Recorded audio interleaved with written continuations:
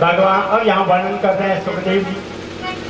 हे राजा परीक्षित, अरे परीक्षित, रुक्मी की एक कन्या है रुक्मिणी और 5 पुत्र हैं और उनमें सबसे बड़ा है शिशुपाल। राजा भीष्मक चाहते हैं कि मेरी पुत्री का विवाह उसके अनुकूल हो।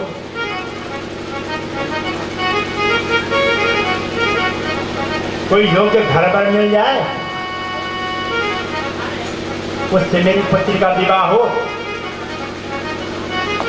पर शिशुपाल क्या चाहता है उसका भाई, सॉरी रुक्मी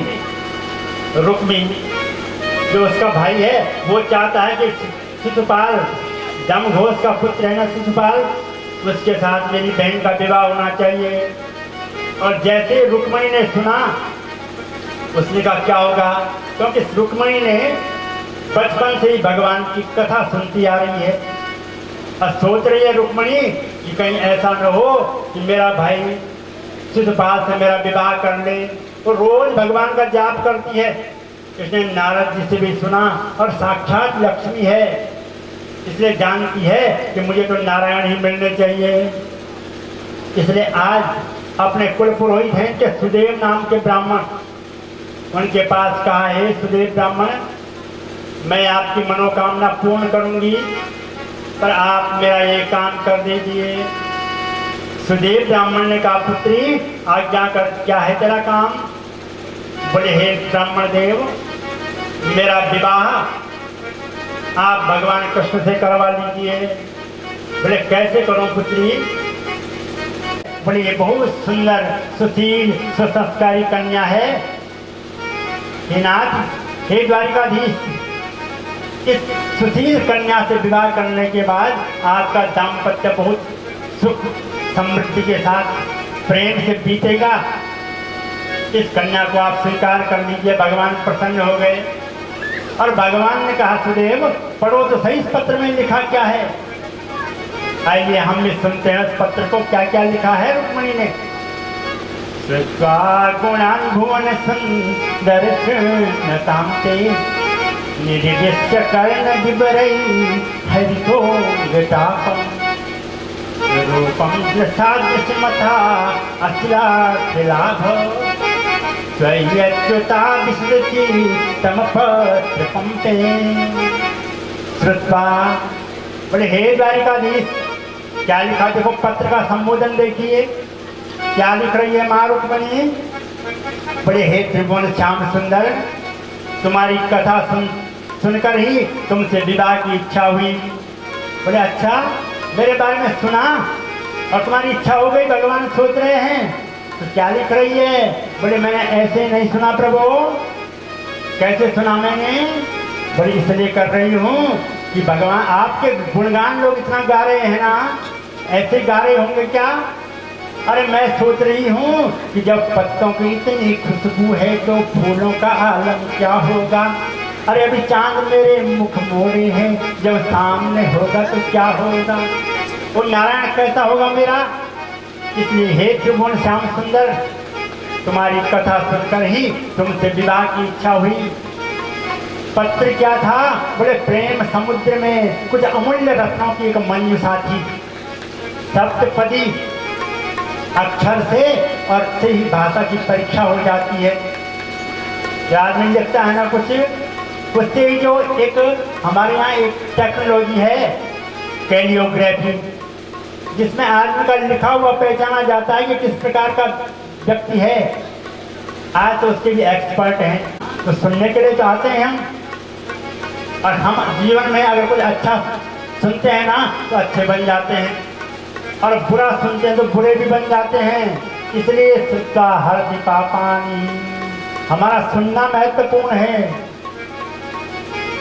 तो मैंने आपके बारे में सुना है प्रभु, इसलिए 7 श्लोकों में लिख रही है। और प्रभु अगर आप मुझे न मिले, कितनी दृढ़ निश्चय है रुक्मिणी। क्या लिख रही है प्रभु, अगर आप मुझे न मिले तो मैं इस शरीर का त्याग कर दूंगी। हे प्रभु मैं बरूंगी तो आपको ही, कोई और मेरा पति हो ही नहीं सकता। इतनी दृढ़ निश्चय को भगवान मिलते हैं। आगे क्या लिख रही है? बोले काता मुकुंद महती कुलशील रूपा विद्या वयोजमन धाम ध्यात्म तुल्यम धीरापति कुलवती नवनीत कन्या काले सिंहन मनोभिराम। इतना सुंदर लिखा मेरी रुक्मणी ने। महारुक्मणी क्या लिख रही है? देखा हमसे मेरी दिखो चंदू कि बर कैसा हो भाई, कैसे लिख रही है, कितनी बुद्धिमती कन्या होगी और रुक्मणी।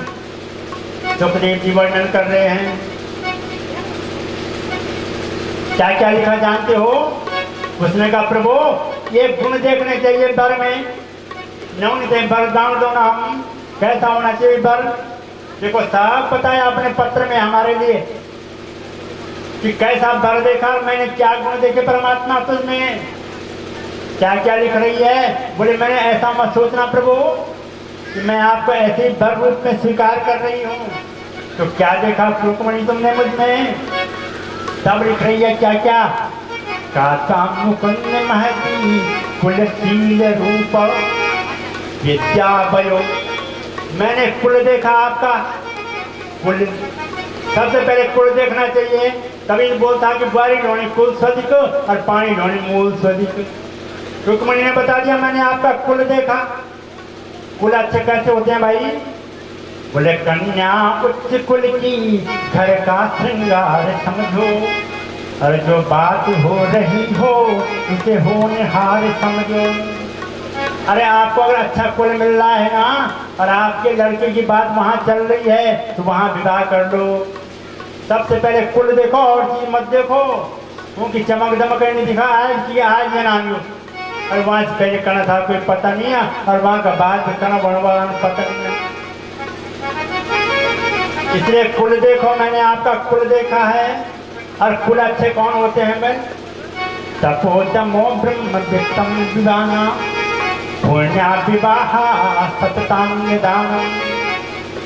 जहाँ तप दम और जिन कुलों में अच्छे घरों से शादियाँ होती हैं, जिनके लोगों की या देख लो कि उनके विवाह और कहाँ कहाँ से हुए हैं, वो सब देखो। और तब बोले मैंने आपका कुल देखा है प्रभु। अरे आप गोकुल के हैं, इससे कम क्या चाहिए मुझे? इसलिए मैंने आपसा मत सोचना, मैंने आपका कुल देखा। दूसरा क्या देखा उसने? बोले सील, मैंने सील भी देखा आपका। सील क्या होता है भाई? बोले कैरेक्टर। कैरेक्टर क्या हुआ? चरित्र। क्योंकि चरित्र अगर आदमी का गिरा हुआ है तो बोले कुछ नहीं है। धन गया अगर कुछ नहीं गया, सेहत बिगड़ी कुछ चला गया, और बिगड़ा चरित्र तो फिर प्यारे जीवन से सब कुछ चला गया। Character is the crown and glory of life. जीवन का सर्वस्व है चरित्र। और एक कहावत है कि when the character of a man is not clear to you, look at his hand। जब किसी आदमी का चरित्र हम कैसे जानेंगे भाई? बोले उसके दोस्तों को देखो, उसका उठना बैठना किसके साथ है उनको देखो। कि नहीं कि जो जन्म होने का दोस्त को नहीं मिल जाना, उसके मित्र ऐसे होंगे। मैं देखता हूँ एक जगह हमारे सामने पे रहता है एक बांग्लोजन तपड़म बांगड़ा, और वह मैं ना एक आदमी रोज और वो बांग्लू मांडिया चल देने वहाँ के बाद मैंने होटल देखी और हाईकोर्ट देखी मैंने, और फिर देखी मैंने वो क्या हाईको आदमी है। और कुछ दिन बाद देखी मैंने रात बाजार में उसको देखा ना कि मैं देखी उसे बैंगलोर की डले क्यों? क्योंकि जो जैसा होगा उसको वैसे ही मिल जाएंगे। कोई दारू पहनवा दो ना वैसे सब दरवाजा मिल जाला। जो बीड़ी पहना रहो भाई, बीड़ी पहना रहे बुढ़े तो अलग हम जखम हो भाई, एक बीड़ी पिलो जरा, बिना बीड़ी पिलवाओ नहीं बुलोण्या। तो भैया उसके मित्रों को देखो, उनका उठना बैठना किसके साथ है। तुम चरित्र तो नहीं जानते ना किसी का, पर ये देखो इस आदमी का उठना बैठना किसके साथ है। प्रभु मैंने आपका वो कैरेक्टर भी देखा है। कैसे? बोले आपका उठना बैठना युधिष्ठिर, अर्जुन, भीम, अरे इनके साथ है, दुर्योधन के साथ थोड़ी है। इसलिए मैंने आपका शील भी देख लिया प्रभु। और शील सर्वस्य भूषणम, character is the best ornament. और जिसका चरित्र अच्छा है ना, उसको किसी आभूषण की जरूरत नहीं है, उसका चरित्र ही उसका आभूषण है। तो मैंने आपका चरित्र भी देखा है। रूप, तीसरा क्या देखा रुक्मिणी ने? मैंने आपका रूप भी देखा है प्रभु। आपका रूप कैसा है? बोले रूप मन जाहि रात्यो सहज सोबर, सहज सुंदर सांवरो, करुणा निधान जुजान शील स्नेह जानत रावलो, यही भांति